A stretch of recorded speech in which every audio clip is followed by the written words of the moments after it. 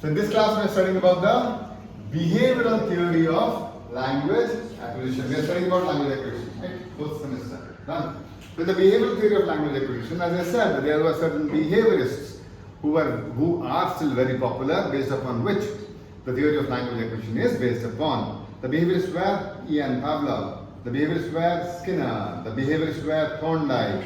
They created a set of experiments in which they demonstrated that any behavior can be learned.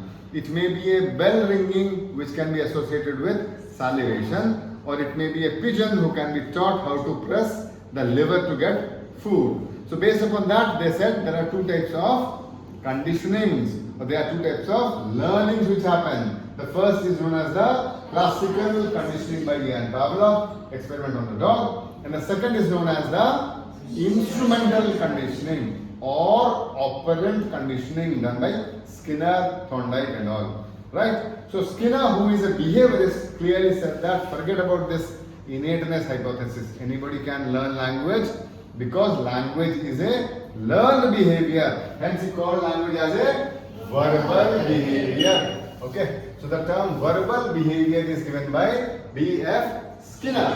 He said that behavior can be measured. Speech can be measured. So if speech is the behavior B, then it is actually elicited by A known as the antecedent, or it is reinforced by a C known as a consequence. If we analyze this behavior, we can find out what is the antecedent, what is the consequence to it. So there is nothing great humanly about it or godly about it.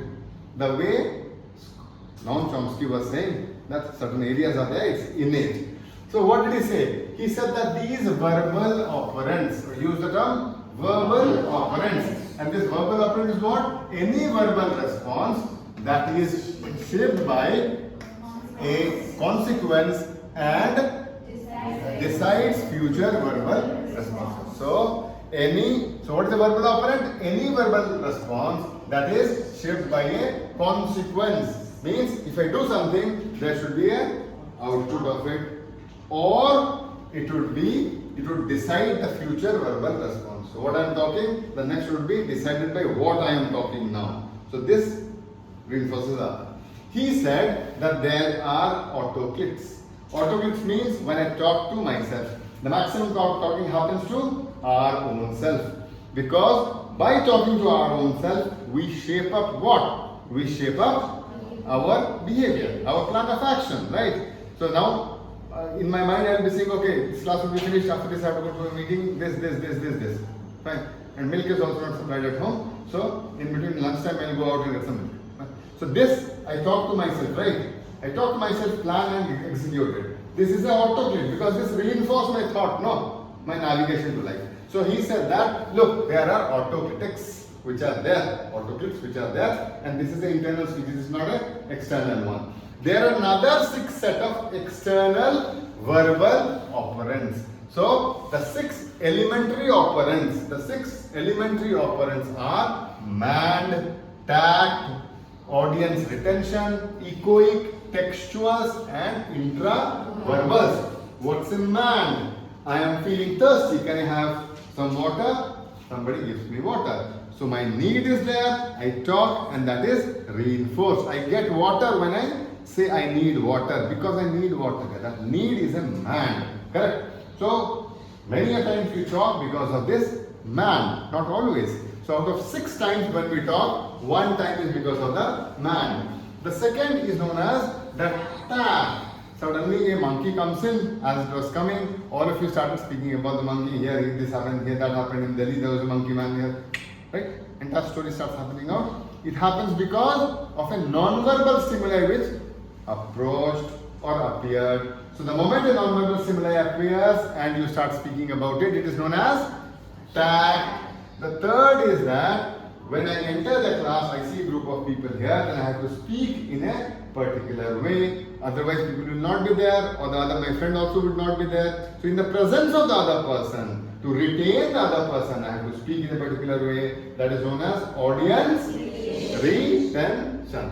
That is the third. What? That is the third operand. Elementary operand. Third elementary operand. The fourth one is echoic. I learn a particular song, I hear a particular English dialogue in the movie or the news, I want to learn it, so I keep repeating it to myself. This repetition happens automatically. It is known as a echoic. So echoic are situations where I repeat things to myself so as to learn a particular thing. So echoic happens. The next is textual. I see the mobile phone and say, oh, neat paper is leaked out. They are doing this.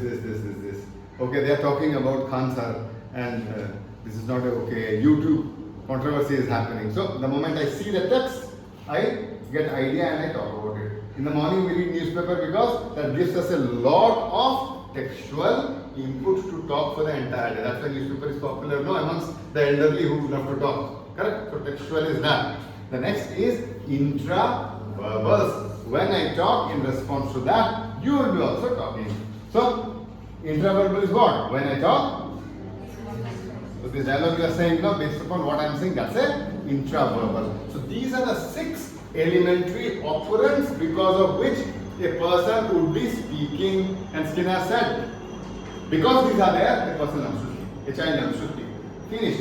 That is it. There is nothing great about the language areas or humanly characteristic feature, LAD, etc., etc. Remember, in language therapy, you have to keep in mind both the theories, because at one end we should not be letting the critical age go off.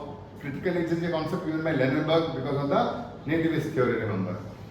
We should be knowing about the fact that language is there in certain part of the brain and they have to be stimulated in a particular way. That comes from the Noam Chomsky theory. We should not be forcing a group of people who are having dyspraxia to speak. We should be going to the alternate form of communication, because there is something known as the FOXP2 gene, the robo gene, right? Because many of them are genetically not tuned up to that. Correct? We should be giving enough amount of stimuli to children to learn to speak, because we have cases of Genie, we have cases of Amala Kamala where retrieving children from speech has led to reduction in speech.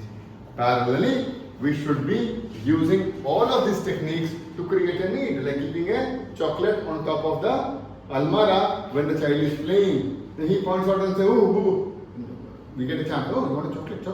Yeah, chocolate. Red color, blue color. Okay, fine, I'll give you a chocolate. Then the child says, chocolate. Okay, yes.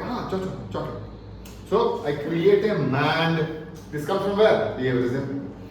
I create a tag. I show flashcards. No, these flashcards which are shown, the topic cards which are shown, these are tags which are to be done. Flashcard is our favorite tool.